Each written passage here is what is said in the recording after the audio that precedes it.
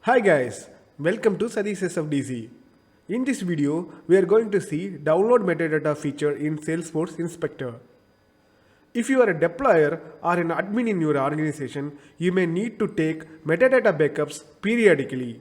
Traditionally, you have to use and command line tool or Visual Studio Code to export metadata.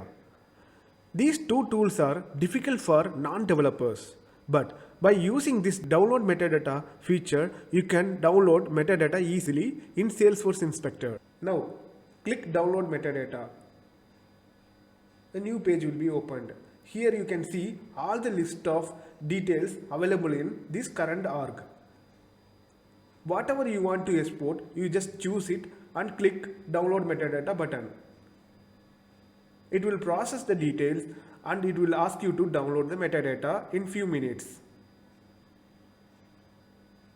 Once it is finished, you can save the metadata by clicking the Save Download Metadata button.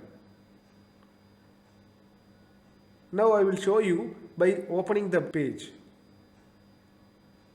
This is the downloaded metadata. Thank you guys. Subscribe to our channel to see more such videos.